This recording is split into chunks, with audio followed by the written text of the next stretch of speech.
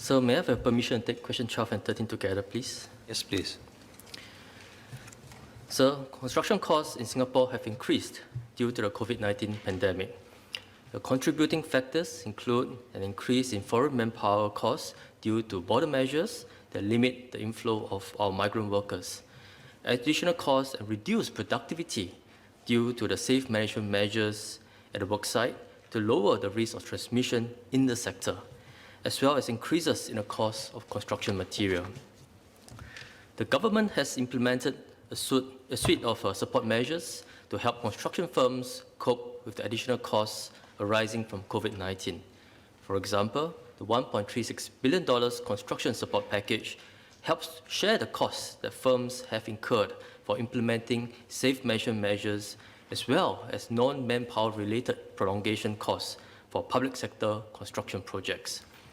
Firms have also received support for manpower costs through the Job Support Scheme and foreign workers levy waivers and rebates.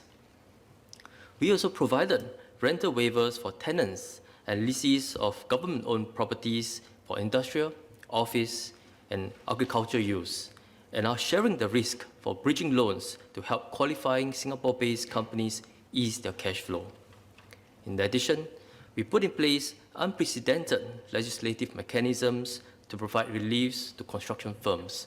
For example, the COVID-19 Temporary Measures Act requires project parties to fairly share the increases in foreign manpower costs due to COVID-19. These measures have mitigated some of the cost increases facing construction firms. That said, tender prices for public sector construction projects, including public housing and upgrading projects, have generally increased this year compared to pre-COVID-19 levels. We recognize that public housing projects are necessary to serve the needs of Singaporeans, so we will press on to deliver these projects and maintain a steady supply of public housing to meet demand. The increase in costs will not be passed down to flat buyers. Since August last year, when BTO construction work fully resumed, HDB has been working with its contractors and consultants to keep construction progress on track and avoid further delays as much as possible, while ensuring that project quality and safety standards are not compromised. HDB is also supporting contractors to bring in more workers from various countries and working with other agencies to minimize cost increases and reduce construction delay. For upgrading projects, HDB resumed construction works progressively from August last year. HDB has also been similarly working with its contractors and consultants to minimize the delays to these projects, while ensuring that any upgrading works are carried out in adherence to prevailing safe management measures. The rise in construction costs has not adversely affected the demand for green buildings. The gross floor area, or GFA for short, of developments applying for Green Mark certification has remained steady at around half of overall construction demand since 2018. One possible explanation is that the cost premium of fulfilling the Green Mark requirements is small in proportion to the overall construction cost at less than 5% for most projects. Furthermore, the resultant energy savings during the life cycle of a building outweigh the upfront investment costs. For example, a large office building of 15 stories, which achieves the Green Mark Platinum standard, can save around $300,000 in operating costs annually. The government also provides funding support for the development and deployment of green technologies and works with financial institutions on the financing of energy efficiency retrofits.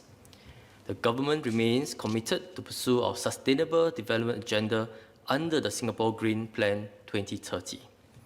Some infrastructure projects may face construction delays in the immediate term, but we will press on with our plans and sustainability efforts.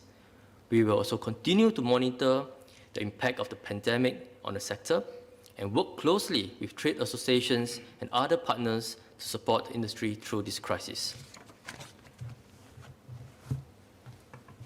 Stin.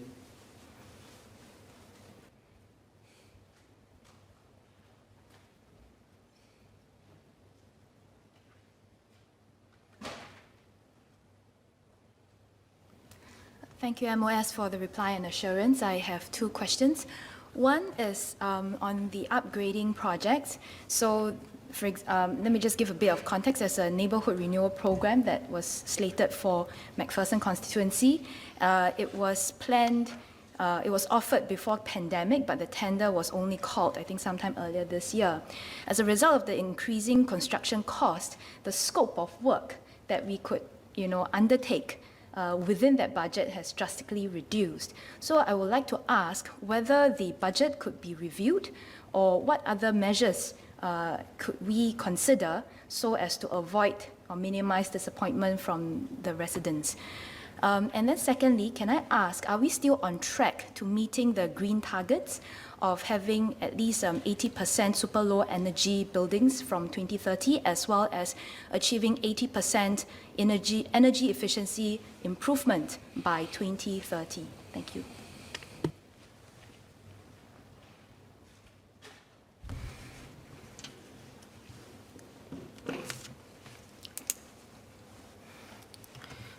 So, I thank the member for her two supplementary questions.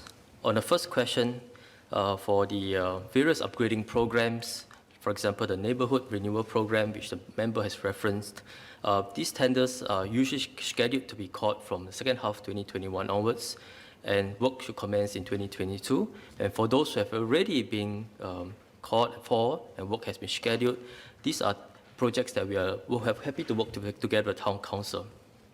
For these selected NRP projects, the Town Councils have been advised to consider alternative modes to engage the residents for those who need to garner the necessary support for the projects in view of the pandemic. And for those projects who are looking at scope increases and budget reviews, we will look at it from a case-by-case basis, but we encourage the Town Councils to work within our budgets and reduce upgrading items if necessary. And something that we will discuss with the member if there are specific issues raised for that specific project.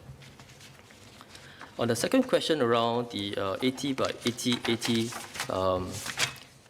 targets by 2030, I thank the member for her question.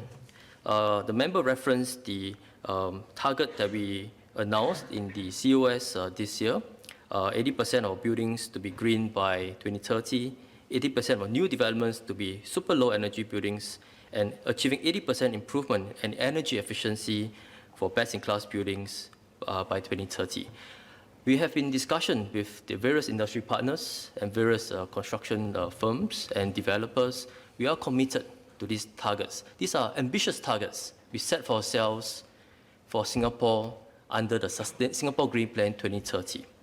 And as I mentioned earlier, while some infrastructure projects may face construction delays in the immediate term, and may need to absorb higher costs to implement those projects in view of the current situation, but many of these projects have not been impacted, and the overall progress of the Singapore Green Plan is on track. We will press on with this effort and sustainability efforts that we have, targets that we have committed to.